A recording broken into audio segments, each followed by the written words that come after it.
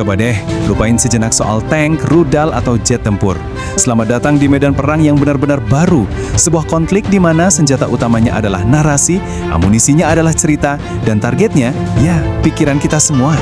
Kedengarannya aneh ya, tapi percaya deh, jawaban dari pertanyaan ini bakal ngubah total cara kita ngelihat kekuatan militer. Karena inilah inti dari pergeseran besar di panggung dunia.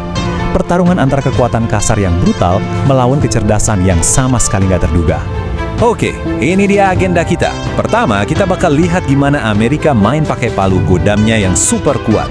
Terus, kita lihat gimana Rusia ngebales, tapi pakainya sayatan pisau bedah. Habis itu, kita bedah medan perang baru yang mereka ciptain. Dan terakhir yang paling penting, apa dampaknya ini semua buat kita. Kita mulai dari bagian pertama, serangan 5 domain Amerika.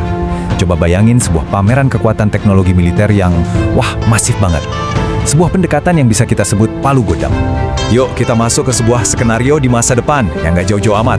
Anggap aja sekarang Januari 2026. Amerika Serikat tiba-tiba melancarkan sebuah operasi militer raksasa. Namanya Operation Absolute Resolve. Targetnya Venezuela. Nah, yang bikin operasi ini beda banget, itu pendekatannya. Amerika nggak nyerang cuma dari satu sisi. Oh enggak, mereka nyerang dari 5 domain sekaligus, barengan. Ini yang mereka sebut dominasi multidomain, ibarat sebuah simfoni kehancuran yang diatur dengan sempurna. Serangan pertamanya, sunyi senyap, gak ada ledakan. US Cyber Command bikin semuanya gelap gulita, listrik mati, radar mati. Di saat yang sama, jauh di atas sana, di orbit, Space Command bikin semua komunikasi bisu, satelit diganggu. Venezuela dibikin buta dan tuli, bahkan sebelum satu peluru pun ditembakkan. Terus buat apa sih semua ini? Tujuannya apa? Ini bukan cuma soal ganti presiden loh.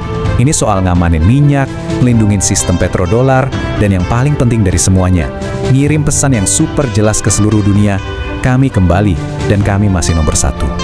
Oke, sekarang kita pindah ke sisi lain. Dunia kan pasti nungguin nih, gimana Rusia sebagai sekutu Venezuela bakal merespons? Apa mereka bakal balas pakai palu godam yang lebih besar? Ternyata enggak. Jawaban mereka itu kayak sayatan pisau bedah. Presisi, tajam, dan sama sekali nggak terduga. Dan disinilah letak kejeniusannya. Rusia tuh sadar, kalau mau adu canggih-canggihan teknologi, mereka bakal kalah. Jadi, ngapain targetin tank atau rudalnya? Mereka justru mengincar titik terlemah dari setiap mesin perang, manusia yang ada di belakangnya. Sebuah pergeseran fokus yang cerdas banget. Terus gimana cara mereka ngelakuinnya? Bukan pakai satelit mata-mata yang super canggih, bukan. Caranya justru sangat mendasar, pakai intelijen di lapangan. Intelijen Rusia itu dilatih buat ngenalin aroma khas dari solar militer Amerika. Coba bayangin. Sampai bisa bedain jejak ban kendaraan mereka, atau bahkan menganalisis pola sinyal radio. Ini bukti nyata, secanggih apapun sebuah pasukan, mereka tetap ninggalin jejak fisik, dan jejak itu bisa dimanfaatin. Di sini kita bisa lihat perbedaan cara berpikir yang mendasar banget. Amerika, tujuannya material, presiden, minyak. Rusia, beda. Mereka ngejar kemenangan simbolis. Mereka nggak perlu repot-repot hancurin sistem roket HIMARS yang harganya selangit. Cukup tangkap 5 prajurit yang operasionalkannya, udah, pesannya sampai. Inilah inti dari kemenangan psikologisnya Rusia. Dengan sengaja ngebiarin sistem HIMARS-nya utuh, mereka ngirim pesan yang nusuk banget. Teknologi kalian emang hebat, tapi orang-orang kalian itu rapuh, dan kami bisa menjangkau mereka kapanpun kami mau. Mitos bahwa Amerika itu tak tersentuh mulai retak. Dan tabrakan dua strategi ini ngebawa kita ke bagian ketiga. Sebuah medan perang yang sama sekali baru akhirnya tercipta. Perang mitos dan perang narasi. Lihat aja perbedaannya. Di satu sisi, Amerika itu ibarat berteriak pakai kekuatan militer buat menegaskan dominasi. Di sisi lain, Rusia itu kayak berbisik lewat operasi simbolis untuk menanamkan keraguan. Ini bukan lagi sekedar adu fisik, tapi sudah jadi perang persepsi. Ada istilahnya loh buat konsep ini, namanya keuntungan geopolitik asimetris. Ini tuh cara cerdas buat menang tanpa harus bertarung secara langsung. Kamu nggak perlu punya jet yang lebih canggih.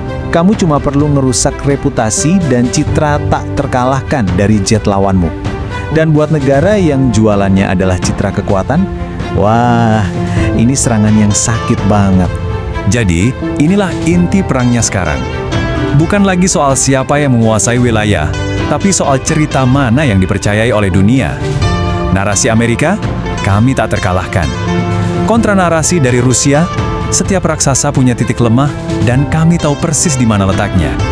Oke, kita sampai di bagian terakhir. Terus, apa dampaknya persaingan model baru ini buat kita semua? Inilah pertaruhan global dari sebuah konflik yang udah ada di ujung tanduk. Kenapa ada angka 3 di sini? Angka ini mewakili ketakutan terbesar kita semua, Perang Dunia Ketiga. Kenapa? Soalnya gini, dalam perang narasi, garis batas antara serangan dan bukan serangan itu jadi kabur banget. Sebuah serangan terhadap citra bisa dengan mudah disalahartikan dan memicu balasan fisik yang nyata. Ini bisa menciptakan spiral eskalasi yang gak terkendali. Situasi global yang baru ini bahaya banget loh. Coba deh bayangin, negara adidaya bikin aturannya sendiri. Rival-rivalnya kayak Cina dan Rusia makin panas. PBB seakan gak berdaya dan ada resiko percikan api kecil dari konflik ini bisa menyebar kemana-mana. Ke Timur Tengah, ke Asia. Kita tutup pembahasan kali ini dengan sebuah pertanyaan yang mungkin agak menghantui. Kalau negara-negara adidaya ini udah asyik berperang pakai mitos dan narasi dengan aturan mereka sendiri, terus apa yang terjadi sama kita semua yang kejebak di tengah-tengah? Ingat pepatah kan? Gajah bertarung, pelanduk mati di tengah-tengah. Ini bukan lagi pertanyaan akademis, ini pertanyaan soal masa depan tatanan dunia kita.